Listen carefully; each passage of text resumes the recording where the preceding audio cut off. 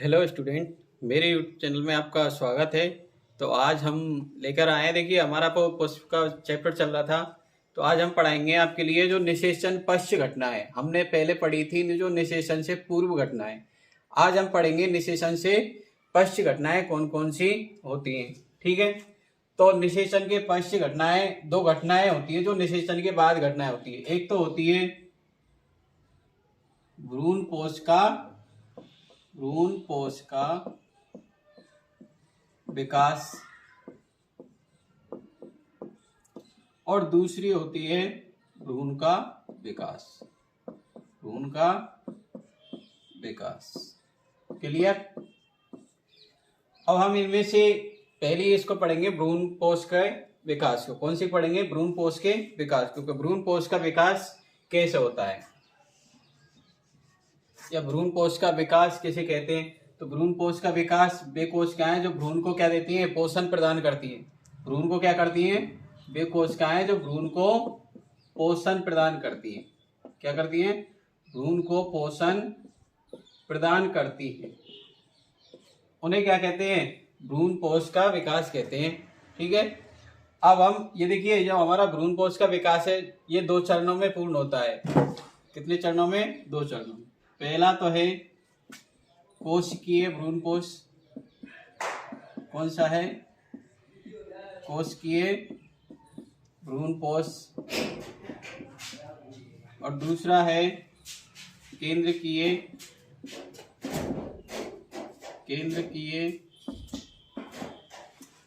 भ्रूण कोश। कौन सा है? केंद्रकीय भ्रूण कोश। अब हम सबसे पहले पढ़ेंगे कोशिकीय भ्रूण कोश किसे कहते हैं। तो वे कोशिकाएं जो कोशिका विभाजित होकर के भ्रूण कोश का निर्माण करती हैं। वे कोशिकाएं जो विभाजन करके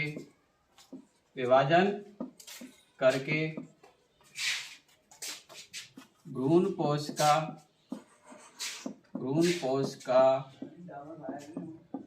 निर्माण करती है, उन्हें कोशिकीय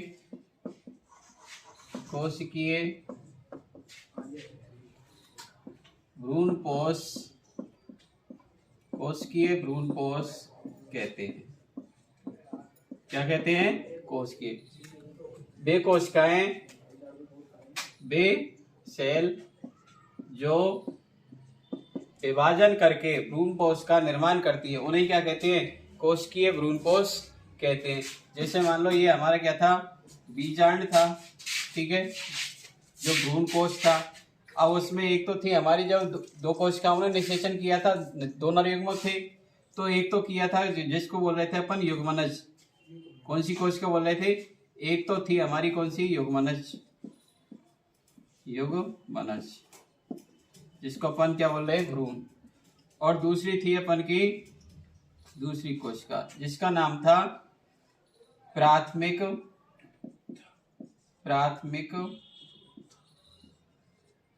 भ्रूण कोश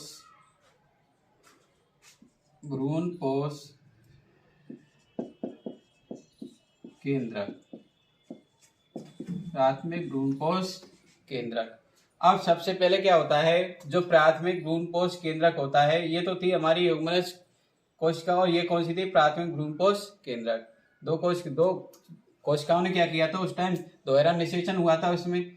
अब सबसे पहले देखिए हम पढ़ेंगे कौन सी वाली को? प्राथमिक भ्रूण कोश केंद्रक को। अब यह प्राथमिक भ्रूण कोश कोशिका, अब इस कोशिका में क्या होगा? समसूत्री विभाजन होगा। कौन सी कोशिका में? इस कोशिका में, जो हमारी कौन सी कोशिका है? प्राथमिक भ्रूण कोश कोशिका में क्या होगा? विभाजन होगा।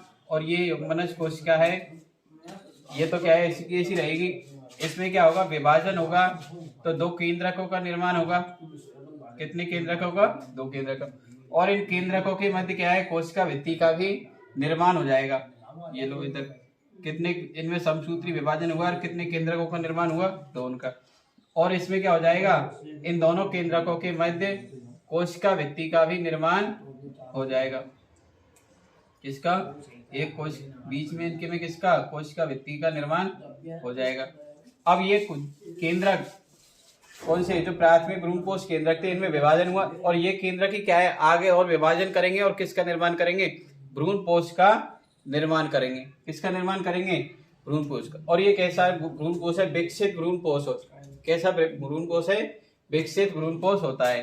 तो इस प्रकार से ये आगे चल के बहुत सारे केंद्रकों का निर्माण कर लेंगे।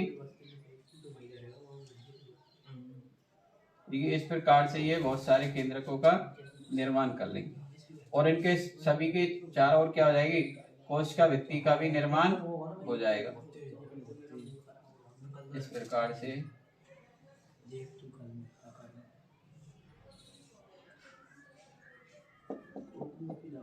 इनमें सभी में क्या हो जाएगा, अलग अलग विभाजन कर लेंगे और ये क्या कर लेंगे, भ्रूणपोष का निर्माण कर लेंगे। किसका निर्माण कर लेंगे, ये भ्रूणपोष का निर्माण कर लेंगे। ठीक है।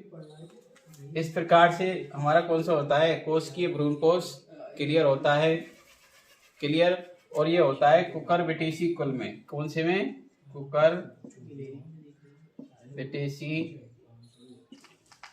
कुकुरबिटेसी पादपों में होता है। कौन से में, कुकुरबिटेसी पादपों में होता है।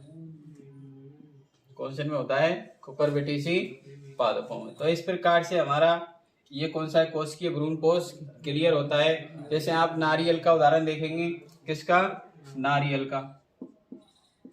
अब नारियल में आप जो इसको अपन बोलते हैं, जो अपन खाने योग्य भाग होता है उसको बोलते हैं गिरी। क्या बोलते हैं, गिरी।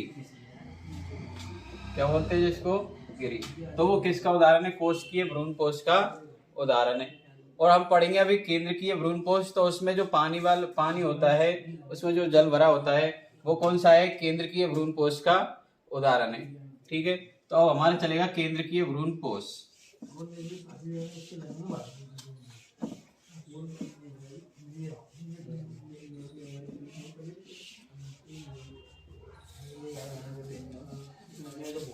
कौन सा चलेगा, केंद्रकीय भ्रूणपोष। ठीक है। अब केंद्रकीय भ्रूणपोष में क्या होता है, तो देखिए हमने वही बताया पहले। इस प्रकार से ये हमारी कौन सी थी, युग्मनज सेल, और ये कौन सी थी, प्राथमिक भ्रूणपोष सेल थी, ये वाली। अब इसमें क्या होगा, विभाजन होगा। ये तो कौन सी थी, युग्मनज सेल, और ये कौन सी थी, PE10, मतलब प्राथमिक भ्रूणकोष केंद्रक। कौन सा है, प्राथमिक भ्रूणकोष केंद्रक। अब इसमें क्या होगा, विभाजन होगा। क्या होगा, इस प्रकार से इसमें विभाजन होगा, तो ये दो भागों में बढ़ जाएगा। कितने केंद्रकों का निर्माण करेगा, तो उनका, ये हमारी युग्मनज सेल। अब दोनों का निर्माण करेगा। अब इनमें फिर क्या होगा, आगे विभाजन होगा, लेकिन इनके बीच में क्या है, कोशिका भित्ति का निर्माण नहीं होगा। इनमें क्या नहीं होगा, कोशिका भित्ति का निर्माण। अब 2 से 4, 4 से 8, इस प्रकार से बहुत सारे केंद्रकों का निर्माण हो जाएगा। इसमें बहुत सारे केंद्रकों क्या हो जाएगा, इसमें निर्माण हो जाएगा। इस प्रकार से बहुत सारे केंद्रक बन जाएंगे।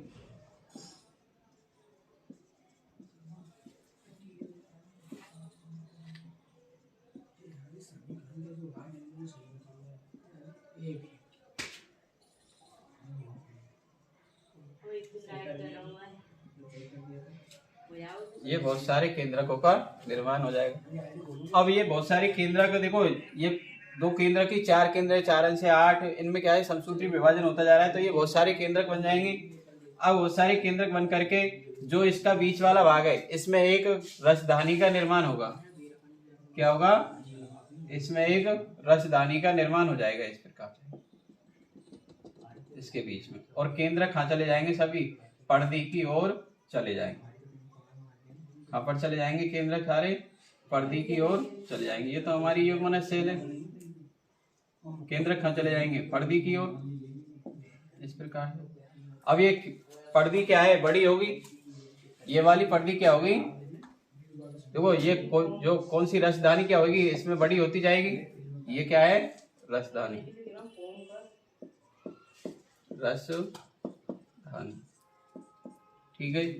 अब इस रसधानी में चारों ओर क्या होगा, उसके बाद जो उसकी जो पर्दी है उसकी तरफ से क्या है, कोशिका भित्ति का निर्माण होने लग जाएगा सभी केंद्रकों की तरफ। इस प्रकार से क्या है कि कोशिका भित्ति का निर्माण होने लग जाएगा। इस प्रकार से क्या हो जाएगा, इनमें कोशिका भित्ति का निर्माण हो जाएगा।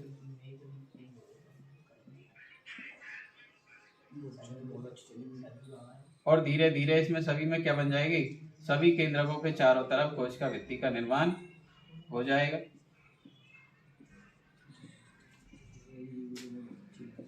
और धीरे धीरे जो हमारी कौन सी है, ये वाली ये रसदानी, ये भी क्या है धीरे धीरे खत्म हो जाएगी। इस प्रकार से इसमें क्या हो जाएगा, भ्रूणपोष का निर्माण हो जाएगा। किसका निर्माण हो जाएगा, भ्रूणपोष का निर्माण हो जाएगा। क्लियर। अब जैसे अपन इसमें उदाहरण देखते हैं, तो आपने नारियल देखा है, देखो नारियल। अब नारियल में जो जल, उसका जो गिरी वाला भाग था खाने योग्य, वो तो किसका उदाहरण था, कोशिकीय भ्रूणपोष का। किसका, कोशिकीय भ्रूणपोष का। और जो जल वाला भाग है इसमें, कौन सा, जल वाला, वो किसका उदाहरण है, केंद्रकीय भ्रूणपोष का उदाहरण है। क्योंकि देखो जो जल होता है वो कैसे भ्रूण के लिए पोषण प्रदान करता है, तो जो नारियल का जल होता है उसमें क्या पाए जाते हैं, सभी पोषक तत्व उपलब्ध होते हैं, कार्बोहाइड्रेट, प्रोटीन, विटामिन वगैरह सारे। इसलिए वो क्या करता है, भ्रूण को पोषण प्रदान करता है। क्लियर। और इसके उदाहरण और भी है, ऑक्सीस्पोरम वगैरह, जो क्या है, ऑक्सीस्पोरम,